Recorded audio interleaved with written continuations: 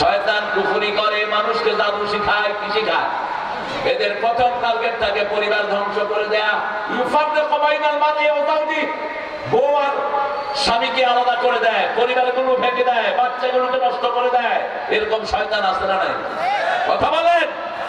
কি করবেন এটা থেকে মুক্তির জন্য? রাসূল এটা থেকে মুক্তি পাননি। আসাম ইবনে লাবিব ইহুদির কন্যা রাসূলের মাথার চুল চুরি করে নিয়ে 11টা গিট দিয়েছে। কয়টা? 11টা গিট। রাসূল নামাজ পড়তেন ভুলে যেতেন, ওযু করতেন ভুলে যেতেন। 30 পারা কোরআন যিনি বলেন না, সানুকিউকা ফালা তানসা, আমি পড়ে দেব আপনি ভুলবেন না। লা তুহাদ্দিক বিহি লিসানাকা লিতা'দালা বিহি, ইন্না আলাইনা জামাআহু ওয়া কুরআনা।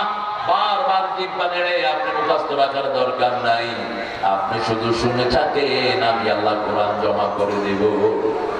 সেই নবী ভুলে যাওয়া শুরু হলো, রাসূলের মাথা ব্যথা শুরু হলো।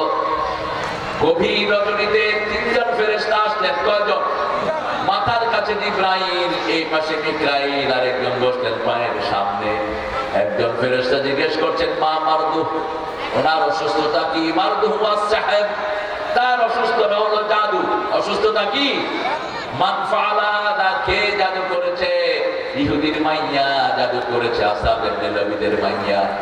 সেই ইহুদির বাচ্চারা এখনো মুসলমানদের ক্ষতি করে কি করে না? কথা বল না কেন? ইহুদি আর মুশরিক একই দল। মুশরিক হলো যারা মূর্তি বানায়। বিগত বছরগুলোতে 400 কোটি টাকার মূর্তি কারা বানিয়েছে? কথা বল না কেন? কারা বানিয়েছে? কোথা থেকে টাকা পেয়েছো? তোর বাপে কি টাকা রেখে গেছে মূর্তি বানানোর জন্য? কেন মুসলমানদের টাকা দিয়ে মূর্তি বানাবি? তুই মরে দে, তোর বাপ তোকে জাহান্নামে ঢুকাবে। একজন পিতার জন্য যদি কোনো মেয়ে মূর্তি বানায়, ওই পিতার, ওই মেয়ে ওই পিতার বন্ধু না দুশমন? কথা বলেন না কেন? মূর্তি হিন্দুরা বানাবে, ওদের মূর্তির পিছনে কোনো দলিল নাই। 7টা কিতাব হিন্দুদের, একটাতেও মূর্তি পূজার কথা নাই। কোরআন যাতে বানিয়ে নিয়েছে, মাটি দিয়ে এটা বানায়, এটাকে রং চং করে, এমনি করে এমনি করে, কয়দিন পরে কোথায় ফালায়? কোথায়? তো পানিতে ফালা দিচ্ছে। পানিতে শুধু ফালায় না, উঠে না আসে। তো বালকেরা পানি খাবি না, 1 বছর যেন তোর মুখ না দেখে। এটা কিন্তু আগেও করতো, আগেও ছিল এটা। ইব্রাহিম আলাইহিস সালাম দেখেছেন এটা। মূর্তির সামনে ওরা খাওয়া দেয়, এই জন্য ওরা সনাতন বলে না। সনাতন হিন্দু ধর্ম নয়, সবচেয়ে পুরান হলো ইসলাম। ইসলাম শুরু হচ্ছে আদম আলাইহিস সালাম থেকে, ঠিক না ঠিক? আর এই সনাতন যেটা বলে, এটা শুরু হয়েছে নূহ আলাইহিস সালামের কিছু লোক উদ্দাস ওয়াক এদের মূর্তি বানায়া তারা পূজা শুরু করেছে। এই জন্য প্রথম শরীয়ত নাযিল হয় নূহ আলাইহিস সালামের সময়। তার আগে কোনো শরীয়ত ছিল না। শেরের কাছে যেখানে শরীয়ত আসবে সেখানে, আর শেরের কাছে যেখানে বন্যা হয়, কথা বল না কেন? দুবাইতে জীবনে বন্যা হনে, এবার কি হয়েছে? কেন বন্যা হলো? 1600 কোটি রুপি খরচ করে ওই মোদি পাঠা দুবাইতে মন্দির বানাইছে। সেই মন্দিরের ভিতরে যখনই মূর্তি ঢুকছে, মূর্তি পানি টানে, কারণ মূর্তিটা ডুবাইতে হয় কোথায়? মূর্তি আছে যেখানে, পানি খাইবা সেখানে। মূর্তি যে এলাকায় থাকবে ওখানে বন্যা হবেই। মূর্তি যে এলাকায় থাকবে ওখানে আসমানি গজব আসবেই, ওখানে সফলতা আসবে না। মূর্তি যেখানে থাকে সেখানের মানুষ কোনোদিন সফলতার মুখ দেখে না। আল্লাহ আমাদেরকে হেফাজত করুক। মূর্তি থাকলে ফেরেশতা আসে তো? ফেরেশতাও আসে না।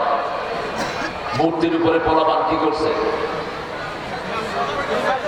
কি করছে? হ্যাঁ, উঠলো কেমনে? ইউটিউবেরা অনেক রেকর্ড করতে চাইছে যে কেমনে মতে, কিন্তু মতলেও লজ্জাশীলতার সাথে হচ্ছে। একদম মাথার উপরে উঠে, দেখছেন আপনি?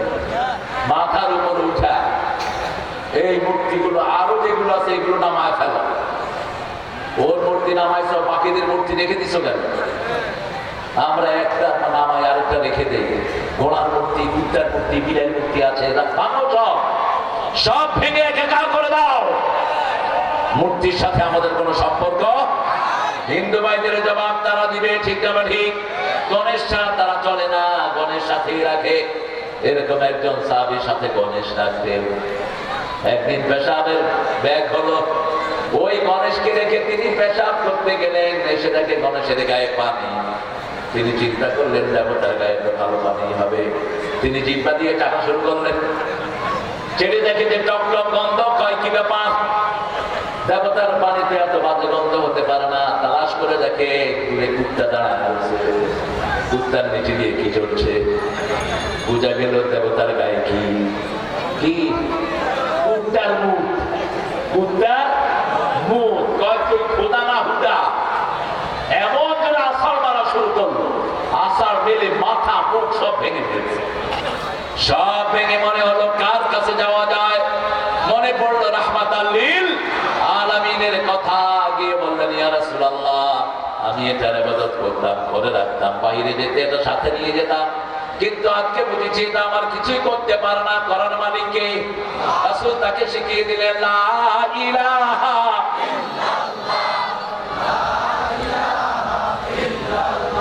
লা ইলাহা ইল্লাল্লাহু মুহাম্মাদুর রাসূলুল্লাহ সাল্লাল্লাহু। আমাদের আল্লাহর জন্য কোনো কিছু সাথে রাখার দরকার নাই, আল্লাহর নাম মনে রাখলেই হয়, ঠিক না ঠিক? ঠিক ভাই উচ্চারণ করলাম, খুশি হলেন কে? কিচ্ছু সাথে রাখার দরকার নাই। ইমাম ইবনে তাইমিয়াকে উটের পায়ের সাথে পা লাগিয়ে ইরাকের বাগদাদের প্রেসিডেন্ট টানাচ্ছে, শাস্তি দিচ্ছেন ওনাকে। সব ইমামকে শাস্তি দিয়েছে কাফেরের গোষ্ঠী। যেমন আমাদের সাইদিকে 13 বছর অন্যায় ভাবে জেলখানায় রেখেছে, ঠিক কিনা? কি অপরাধ দিনা? কি অপরাধ? কোন অপরাধ নাই। অপরাধ হলো একটাই, তিনি মানুষের কাছে কোরআন প্রচার করেছেন, তার দাওয়াতে শত শত হিন্দু কালেমা পড়ে মুসলমান হয়েছে। যখন ইবনে তাইমিয়াকে টানা হচ্ছে, ওট পেশাব করছে, ওনার মুখে পড়ছে, উনি হাসছেন, উনি হাসছেন ইবনে তাইমিয়া। লোকেরা জিজ্ঞেস করলো আয়েশা, আপনি হাসেন কেন? বলছে আমি ওদের শাস্তি দেখে আমি হাসছি। মা ইয়াফআলু বি আ'দাই ইন্না জান্নাতি মাই। ওরা আমাকে শাস্তি দিয়ে কি করবে? আমার আল্লাহ, আমার জান্নাত তো আমার সাথেই আছে। ওরা যখন শাস্তি দিচ্ছে তিনি বলছিলেন ইন্না লিল্লাহি ওয়া ইন্না ইলাইহি। কার কথা? কার কথা? আল্লাহর কথা। আল্লাহ বলছেন যারা মুসিবতে পড়বে তারা যদি আমার এই আয়াত পড়ে, উলাইকা আলাইহিম সালাওয়াতুম মির রাব্বিহিম ওয়া রাহমা, আমি আমার পক্ষ থেকে রহমত নাযিল করে দেই, শান্তি নাযিল করে দেই, আমি তাদেরকে হেদায়েত দান করে দেই, ঠিক না ঠিক? ইসলামী আন্দোলনের কর্মীদের পর বিপদ এসেছে। কয়টা মামলা ছিল? কয়টা? উনি আইনজীবী, হেড করে 7টা মামলা। আমরা কই?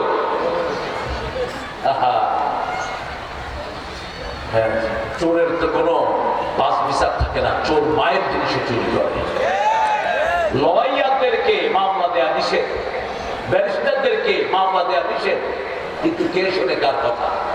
কালকে ওই হাতিবান্ধাতে যিনি প্রার্থী ছিলেন আনোয়ার, না হাতিবান্ধাতে কি নাম? ব্যারিস্টার রাজীব হাসান। রাজীব বললাম রাজীব মামলা কেমন? 7-8টা ছিল। তো ব্যারিস্টারের মামলা দাও কেমন? আমার জামাতা ব্যারিস্টার, ওকে 8 বছর আয়না করে রেখেছে এই শয়তান, 8 বছর আয়না করে রেখে দিয়েছে। তার আব্বাকে ফাঁসিতে ঝুলিয়েছে কাশেম আলী মিন্টু। এদেশের লক্ষ লক্ষ যুবককে যিনি কর্মসংস্থানের ব্যবস্থা করে দিয়েছেন, ইবনে সিনার প্রতিষ্ঠাতা, কেয়ারির প্রতিষ্ঠাতা, রাবেতার প্রতিষ্ঠাতা, অসংখ্য হসপিটালের প্রতিষ্ঠাতা, সেই লোককে ধরে নিয়ে ফাঁসিতে ঝুলাইছে, তার ব্যারিস্টার ছেলেকে নিয়ে আয়না ঘরে ঢুকিয়ে দিয়েছে। তোর মুক্তি হবে না। আল্লামা সাঈদী একটা মন্তব্য কয়েকদিন আগে, মৃত্যুর কয়েকদিন আগে করেছেন, ওর বাপের লাশ এই দেশে এসেছে, ওর লাশ ওই দেশে আসবে না। যা মন্তব্য করেছেন সব ঠিক, ঠিক না ঠিক? বলছে বেশি তেড়িবিড়ি করবা না, তোমরা গাছের আগায়, আমরা আছি গোড়ায়, একটু নাড়া দেবো, মামা বাড়ি দিল্লি গিয়া পড়বা। কোথায় গিয়া পড়ছে? কোথায় গিয়া পড়ছে? 20 বছর আগে মাহফিলে ঘোষণা করছে আমাকে যদি খুন করা হয় 1 বছর টিকবে না এরা, 1 বছর আগেই আল্লাহ এদেরকে জ্বলে পুড়ে ভস্ম করে দিবে। ওনাকে বিষ পানে হত্যা করা হলো। কত আমল কথা বল না কেন? প্রথম নিয়েছে গাজীপুর হসপিটালে, সেখানে সব মানুষেরা ঘিরে ফেলেছে, সেখান থেকে নিয়ে আসছে মাসুদ, নাসির, শামীম, রফিক, এরা আমার বুকে বড় হওয়া, আর আমি বড় হয়েছি আল্লামা সাইদির বুকে। আল্লাহ থেকে জান্নাতুল ফেরদাউস দাও। আমি আগাগোড়া দেখেছি এই মানুষটাকে, আমি কোনোদিন ওনাকে তাহাজ্জুদ কাজা করতে দেখি নেই, কোনোদিন দেখি নেই জামাত ছাড়া নামাজ পড়ে। পিতা মাতার পায়ের কাছে বসে থাকতেন আল্লামা সাইদি। বাপ মাথায় হাত রেখে বলতো, আল্লাহ আমার ছেলেটাকে সুলতান ওয়াইজিদ বানায় দাও। মায়ের পায়ের কাছে বসে থাকতো, মা যতক্ষণ মাথা মুছে না দিত উঠতো না। আমরাও পিতা মাতার পায়ের কাছে বসে থাকবো, দোয়ার খনি পিতা মাতা, ঠিক না ঠিক? আল্লাহ সাইদি, আল্লাহ তুমি তার সব জীবনের গুণাগুলো মাফ করে দাও। হসপিটালে বসে আছে দুইটা ছেলে, মাসুদ সকাল থেকে বসে আছে, শামীম আস্তে করে এনে রুমে নিয়ে গেছে, ওরে দেখতে দেয়। এটা নিয়ম, যে কোনো সন্তান যদি বাপকে দেখতে চায় হসপিটালে দেখা করতে পারে, লয়ার আছে, এটা নিয়ম ডেকোরাম, কিন্তু তাকে দেখতে দেওয়া হয়নি। ওখানে কি সুন্দর হাসি দিয়েছে আপনারা দেখেছেন, ঠিক না ঠিক? ওই হাসিটা একজন পুলিশ রেকর্ড করে ছাড়িয়ে দিয়েছে। তাকে নিয়ে হলো, তিনি মাগরিব পড়লেন, আসর পড়লেন, মোস্তফা নামে এক শয়তান শাহবাগের এই ডাক্তার তার প্রিন্সিপালের সাথে কথা বলে আস্তে করে বিষ প্রয়োগ করেছে, তিনি ধরে পড়লেন, মৃত্যু করলেন। মাসুদকে বলল, আপনার আব্বা মারা গেছে, এসে দেখে যান। অথচ সকাল থেকে তাকে দেখার অনুমতি দেওয়া হলো না। বিচার একদিন হবে। 52 বছর পরে যদি তোমরা মিথ্যা ট্রাইব্যুনাল ছাড়াতে পারো, সত্যের বিচার একদিন হবেই, ঠিক না ঠিক? আল্লামা সাইদি দেশের জন্য কি করেছেন এটা হাজার লক্ষ জনতা জানে, ঠিক না ঠিক? ওই তার এলাকার হিন্দুরা এখনো তার জন্য কাঁদে, এখনো কাঁদে তার হিন্দুরা। আমি গিয়েছি পিরোজপুরে, হাজার হাজার হিন্দু এসেছেন তার শোক সপ্তাপ্ত মাহফিলে। তারা বলেছে, আমরা জীবনে মানুষ দেখেছি, এরকম ফেরেশতা আমরা দেখিনি। সুখরঞ্জন মালিকে তারা ফোর্স করলো মিথ্যা সাক্ষী দেওয়ার জন্য। সে বলছে, আমি হিন্দু, আমি মারা যাব, কিন্তু একটা মিথ্যা কথা সাইডে